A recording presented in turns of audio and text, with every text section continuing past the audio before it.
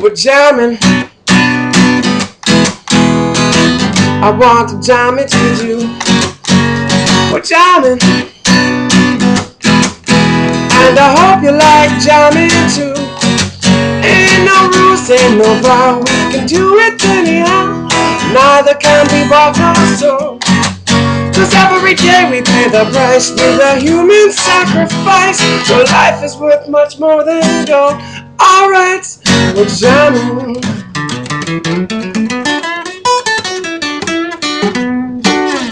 Alright, welcome to John's Blog Spot. This week we're going to talk about bar chords, and I just used that song right there as an example as Bob Marley's Jammin', how you can pretty much play any song almost with bar chords. And that's why bar chords are so great, because you can learn one shape or maybe two shapes and have all your minor and major chords with just those two shapes. And the reason why that is, if you remember from an earlier episode, we talked about intervals and how as long you can change if any note in a chord as long as you change all the other notes the same distance. So if you move your root note up a whole step, for instance, two frets, and then that's fine as long as you move all the other notes in the chord 2 frets also. So that's why I like to call it music theory of relativity, because it's all relative. You can change anything as long as you change everything else the same way. And that's why bar chords are so good, because when you play a bar chord, this one for instance would be a G major bar chord, you're holding down all the strings. So because you're holding down all the strings, that makes it a very easy chord to move. So you can move just like that, and all of a sudden a G chord becomes a G sharp chord. G sharp chord becomes an A chord, simply by moving that one chord. So if you remember the one shape, you've got the chord. And to make that minor, all you're doing is lifting one finger. So let's, before we get ahead of ourselves, why don't we first I'll show you how to go ahead and make a major bar chord. And it should be noted there's a lot of different types of bar chords, so I'm going to use 1 or 2 different kinds today as an example, but this is not set in stone that there's all different kinds of bar chords. But we're going to use this kind of common shape today, and we're going to start with G major. Now, almost all chords, the lowest note that you play is going to be the root note of the chord. I say almost because, I mean, pretty much you can maybe play your whole life and never see an example where it doesn't happen, but there are examples out there. So in this case, our root note, first thing we do is we find our G note on our low E string. And since that's our low E string, that means the open note is E. The first fret would be F. The second fret would be F sharp. And finally, the third fret is G. So that's our root note there, our G note. You can't have a G chord, any kind of G chord, without a G note. Also, it's an important thing to know, a lot of times you'll hear people say, oh, let's play a G chord or an A chord or this chord. That doesn't really exist. When they say a G chord, what they actually mean is a G major chord. So there's two things you're looking at when you have a chord. There's the tonality, and that's not to be confused with tone. That's a totally different thing. But tonality is whether it's major or minor or 9 or 7, the name after the letter, after the note. And that determines what the quality of the chord has. For instance, if it's a major chord, like this G major, it's got kind of a happy sort of bright sound. Whereas the alternate would be a G minor. Right away you can tell that's got kind of a dark melancholy sort of sound. And these are kind of like paints on an artist's palette that you can use different colors to create different kinds of moods and convey different kinds of emotion. So we're going to start with major because that's kind of like your fundamental starting point. And as we talked about in other lessons. So we're going to use G major as an example here. Like we already said, we start with our G note.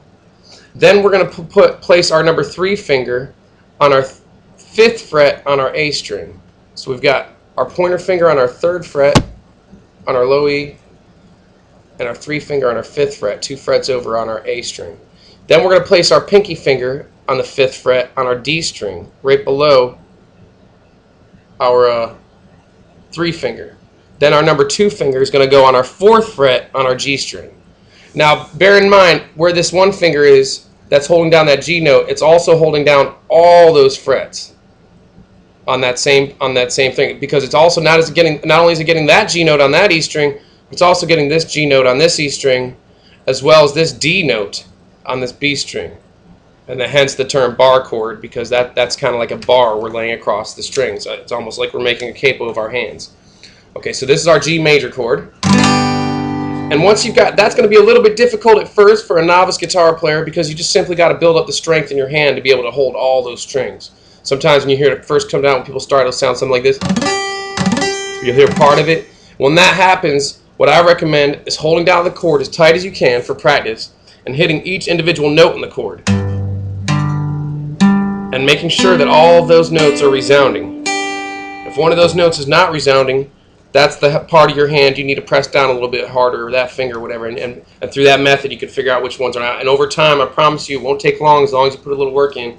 Those chords will be coming out clear as can be. And once you have the bar chord, it's a great tool because you'll never be at a loss for any major chord once you have this bar chord, because your low E string has all the notes on it: E, F, F sharp G, G sharp A sharp B, C, C sharp D, D sharp back to E, and so on.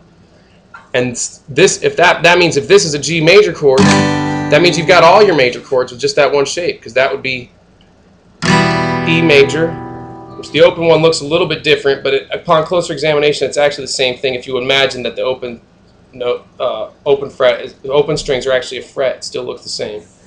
See if I get a better angle on that for you there. See there? So that's E major, that's F major, F sharp major, G major, G sharp major, A major, A sharp major, B major, C major, C sharp major, D sharp major, sorry, that's D major, D sharp major, and E major. So right there we have all of our major chords. And the way you know what the name of whatever chord you're playing is look at the lowest note. Whatever note you're playing on that low E string, that's the note of the chord, the root note of the chord. So for instance, this is a C note. That means if you play the chord right there, it's going to be a C major chord. Okay, now if you have all your major and all your minor chords, you're going to be hard-pressed to find any song that you can't play. Most songs are written with just major and minor chords. So there's 12 notes, that means there's 12 major chords, and there's 12 minor chords. So 24 chords that if you have, you'll pretty much be able to play any song you want, or most songs you want. So since we got all of our major chords now, because we have this bar chord, we went through from E back to E with this one bar chord shape. Now this is the great thing. To make this bar chord that we just played, we use G major as an example, minor, all we do is change one note. And that note is the one that we're holding with this number 2 finger. If we simply lift that finger up, that becomes minor.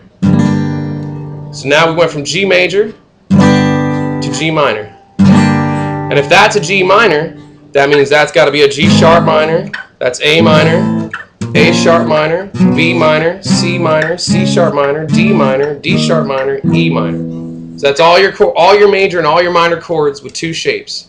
This one for major with the number 2 finger down on the G string for major and lift it up for minor.